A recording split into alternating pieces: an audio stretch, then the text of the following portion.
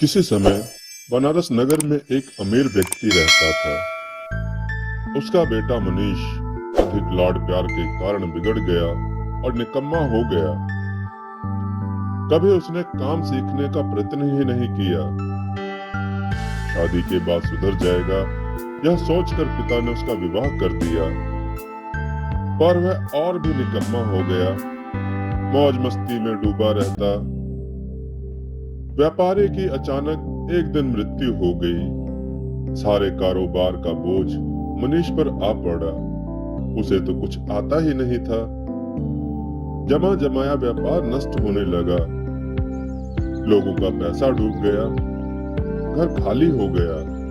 बीबी तंग आकर अपने पिता के पास चली गई। लेनदारों ने तगादा शुरू कर दिया। कुछ समय मनीष ने बहाने बनाकर उनको टाला, पर कब तक। एक दिन सब लेनदारों ने उसे आ घेरा। उसने और कुछ समय की मोहलत मांगी। एक लेनदार जिसने सबसे ज्यादा कर्ज दे रखा था, मनीष का गिरेबान पकड़कर बोला, सीधी तरह मेरे पैसे निकाल, वरना तेरा गला घोट दूंगा।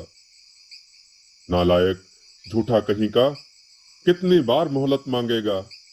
कुछ दूसरे व्यापारी बोले, हाँ हाँ, मारो मारो बेईमान को, इसने बेईमानी की हद कर रखी है। इतने महीनों से हमारे पैसे लेकर खाकर बैठा है, देने का नाम नहीं ले रहा। मारो साले को।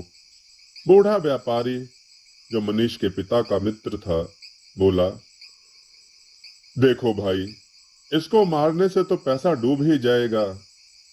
इससे पक्का वायदा ले लो। सुनो, यह क्या कहता है। मनीष को लज्जा तो आई ही, उसे गुस्सा भी बहुत आया था। वह नाटक करने लगा, भाइयों, मुझे मत मारो, तुम्हारा पैसा मैं अभी चुकाता हूं। सब हिसाब लगा लो, किसने कितने पैसे लेने हैं, और मेरे पीछे पीछे आओ। पर भाइयों, मुझे मारना मत। अब जुलूस सा चल पड़ा। आगे आगे मनीष और उसके पीछे पीछे दर्जनों लेनदार।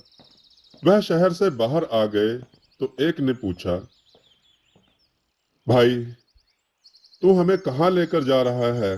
कब से तेरे पीछे पीछे चले आ रहे हैं हम, बता तो सही। नदी किनारे, वहां मैंने नदी के तल में खजाना छिपा रखा है। सब नदी किनारे पहुंचे।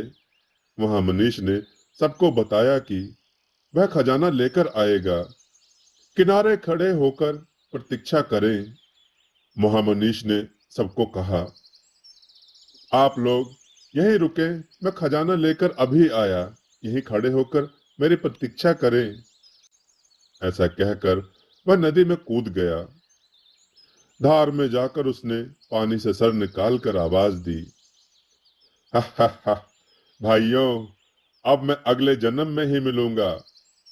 वहीं अपने बही खाते लेकर आना मेरे पास, समझे। बहुत मेरा गला पकड़ रहे थे ना, आ जाओ अपने बही खाते लेकर वहीं। वास्तव में तंग आकर मनीष आत्महत्या कर रहा था। सारे लेनदार माथा पीटते हुए लौट गए। पर आत्महत्या करना इतना आसान थोड़े ही है।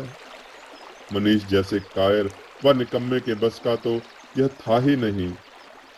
गहरे पानी में पहुंचकर हाथ पैर मारने लगा और बचाओ बचाओ चिल्लाने लगा। नदी के दूसरे किनारे पर पेड़ों का एक घना वन था। उसमें एक गिद्ध रहता था। वह बहुत ही दयालु था। उसका दिल सोने का था, एकदम खरा सोना, यानी एकदम दयालु था वह। उसने किसी आदमी की सहायता के लिए पुकार सुनी तो नदी की ओर उड़ पड़ा।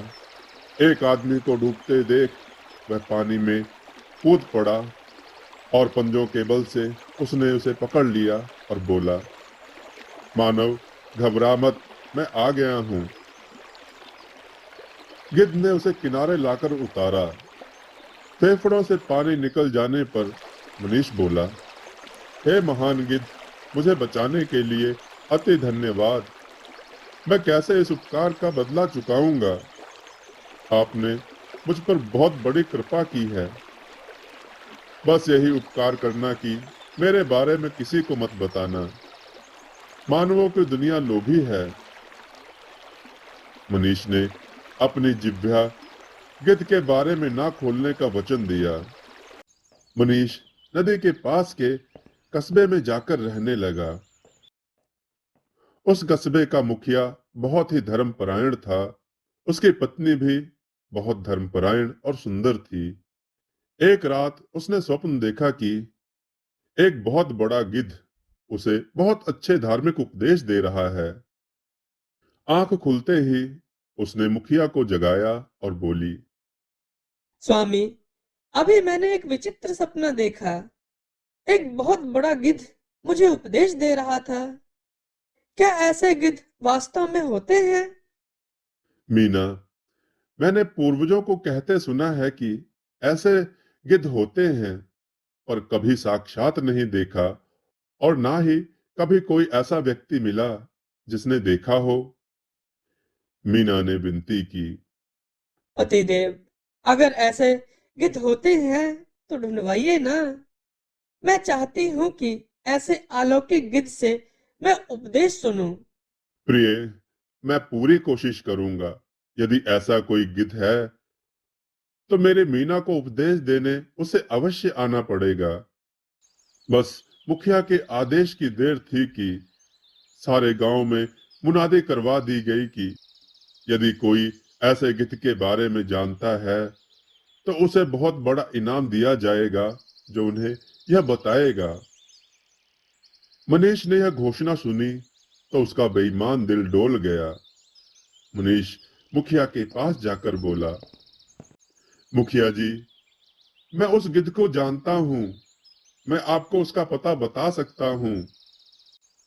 मुखिया स्वयं मनीष के साथ उस नदी के किनारे उस वन के पास पहुंच गया। लोगों ने सारा वन घेर लिया और होक लगाने लगे। लोगों का हो हल्ला सुन गिद्ध वन से बाहर निकला और मुखिया के पास आकर बोला, अरे अरे, रुकिए मुखिया जी, रुकिए। अपने लोगों का हो हल्ला बंद करवाइए। इससे वन की शांति भंग हो रही है। दूसरे, मुझे यह बताइए कि आपको मेरा पता किसने बताया? मनुष्यों की तरह बोलते गिद्ध को देखकर मुखिया चकित रह गया।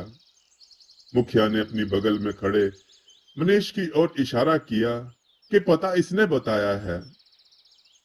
तब मुखिया को गिद्ध ने सारी कहानी बताई कि कैसे मनीष ने विश्वासघात किया है। मुखिया वही नीच मनीष को मारने लगा तो गिद्ध ने रोका। रुकिए रुकिए मुखिया जी, मैं इसकी हत्या का कारण नहीं बनना चाहता। बस बस बस पहचान लीजिए, कभी इस पर विश्वास न करना। मुखिया ने हाथ जोड़कर गिद्ध से महल चलकर उसकी पत्नी को उपदेश देने की प्रार्थना की। गिद्ध बोला, मुखिया जी, मैं चलूंगा, पर एक शर्त पर।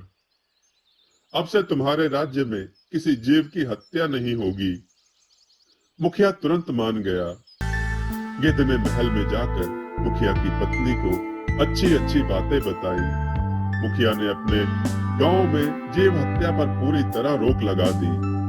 मनीष को कोई पुरस्कार न मिला और अपने किए पर वह पछताता रहा।